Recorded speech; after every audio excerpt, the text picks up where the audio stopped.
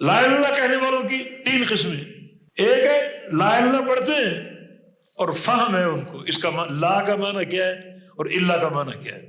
لا الہ کا معنی کوئی معبود نہیں، الا اللہ کا معنی صرف ایک اللہ، یعنی ان کو فہم ہے، کلمہ پڑھا اور فہم موجود ہے، یہ لوگ کامیاب ہیں۔ اس حدیث کا مصداق ہے، مجرد اس کلمے کو پڑھنے پر ان کو جہنم سے نکال لو۔ دوسری قسم ان لوگوں کی ہے جنہوں نے لا الہ الا اللہ پڑھا مگر فہم نہیں، معنی معلوم نہیں۔ معنی معلوم نہ ہونا ایک بڑا عیب ہے۔ ان جو کائنات کی سب سے بڑی گواہی وہ آپ دینے جا رہے ہیں اللہ کی توحید کی، اور اس کا علم ہی نہیں آپ کو، صرف تلفظ کی حد تک۔ تلفظ کافی نہیں، فاعلم انہ لا الہ الا اللہ، اس کا تو علم ہونا چاہیے۔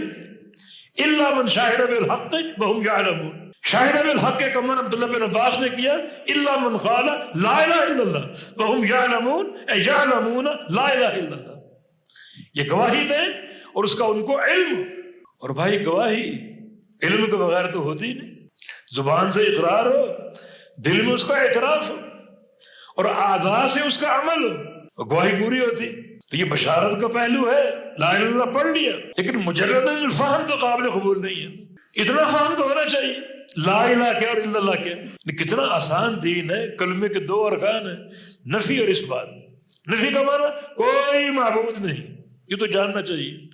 اس بات کا معنی صرف ایک اللہ معبود ہے، یہ علم تو ہونا چاہیے۔ اس علم کے بغیر اگر وہ پڑھتا ہے لا الہ الا اللہ تو اس کا فائدہ نہیں۔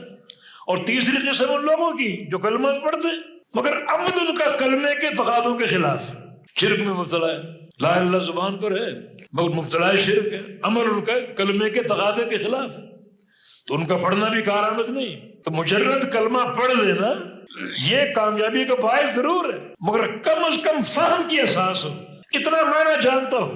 قرآن نے علم اور فہم کی شرط لگائی ہے اور نصوص کو جمع کریں تو ان سے یہ باتیں واضح ہوتی ہیں۔ من قال لا الہ الا اللہ مستيقنا بها قلبہ، دل میں یقین ہو، یقین فہم کے ساتھ ہے، فہم نہ تو یقین کیسا؟ صادقا من قلب، سچائی کے ساتھ۔ سچائی کب ثابت ہوگی؟ جب اس پر اس کا فہم، غیر شاک فیہ، شک نہ ہو۔ شک رفع کب ہوگا؟ جب فہم ہو۔ یعنی یہ تمام جو احادیث ہیں ان سے فہم کی قید ملتی ہے، خالصا من قلبہ، بالکل خالص ہو کر۔ خالص کب ہوگا؟ جب فہم ہو۔ تو یہ سارے متون اور جمع کریں تو فہم کی شرط سامنے آتی، تو خالی پڑھ لینا کافی نہیں بلکہ فہم کے ساتھ۔ تبھی تو سفیان ثوری رحمہ اللہ کا قول ہے لیت شیء اقطع لظہر ابلیس من قول لا الہ الا اللہ، ابلیس کی کمر سب سے زیادہ جس ذکر سے ٹوٹتی ہے وہ لا الہ الا اللہ۔ دیکھیں نا اس کی ساری محنتیں رائے گا گئی کہ جو لا الہ الا اللہ پڑھنے والے جہنم سے نکالے جائیں۔ تو بندہ اگر پڑھ رہا ہے فہم کے ساتھ ابلیس کی کمر ٹوٹتی، یہ بھی گیا یہ بھی گیا یہ بھی گیا، میرے جال سے نکل گیا۔ ابلیس نے پھر اپنے ہتھ کنڈے استعمال کر دیے کہ ان کو لا الہ الا اللہ پڑھتے تو ہیں، اس سے روکنے کی کوشش کرو۔ روکنے کی کوشش کیسے؟ فہم سے ان کو عاری کر دو۔ بہت بڑی جماعت پاکستان کی، کئی دفعہ بتا چکا ہوں، کلمے کا معنی کیا ہے جناب؟ اللہ تعالیٰ سے سب کچھ ہونے کا یقین، غیر اللہ سے کچھ نہ ہونے کا یقین، یہ کلمے کا فہم، یہ کلمے کا معنی ہے۔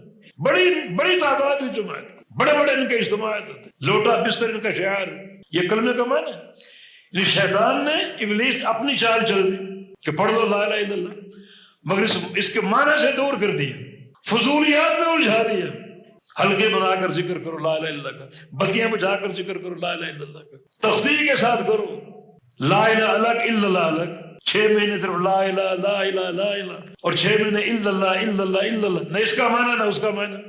اور صوفیاء نے اور دین کا کباڑہ کر دیا کہ لا الہ الا اللہ تو عام لوگوں کا ذکر ہے، خاص لوگوں کا ذکر الا اللہ الا اللہ الا اللہ الا اللہ، اور خاص لوگوں کا ذکر اللہ اللہ اللہ، اس سے بھی خاص لوگوں کا ذکر ہو۔ کیا دین کو مذاق کا ایک کھاڑا بنا دیا، ان کامیابی کی اساس، مگر شیطان اپنے پورے جال پھینکنے میں کامیاب ہو چکے۔ لا الہ الا اللہ، میری کمر توڑو گے میں تمہاری کمر توڑتا ہوں، فہم سے دور کر دیا، الجھا دیا۔ اور کچھ تو اور ڈرامے بازی کرتے ہیں کہ لا الہ الا اللہ ذکر کا طریقہ کہ لا کی آواز ناف سے نکالو، پتہ نہیں کیا سسٹم ہے ان کا، لا سے ناف سے نکال اور ناف سے نکال کر اس کو ناک تک لے آؤ، اندر کوئی پائپ لائن ہے، ناک تک لے آؤ اور وہاں روک لو، اور الا اللہ کہتے ہوئے سینے پر ضرب لگاؤ، الا اللہ ضرب لگاؤ سینے پر۔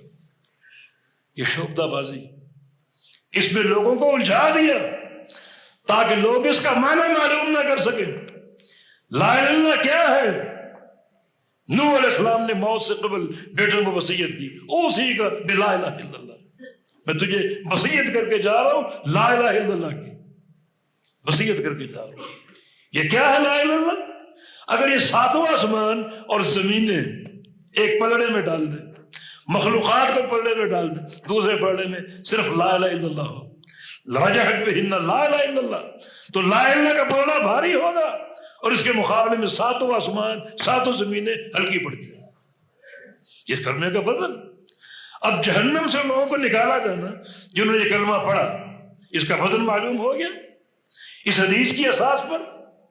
یہ بھی ایک بھاری عمل ہے اور ان لوگوں کے جہنم سے خروج کا باعث بن جائے گا، مگر اس کلمے کا حق ادا کرو، کم از کم فہم کی صورت میں، اور اگر عمل اس کے مطابق ہو، دل کی گواہی راسخ اور قائم ہو، تو وہ بندہ یقین اللہ کا بڑا برگزیدہ اور بڑا مقربین میں سے۔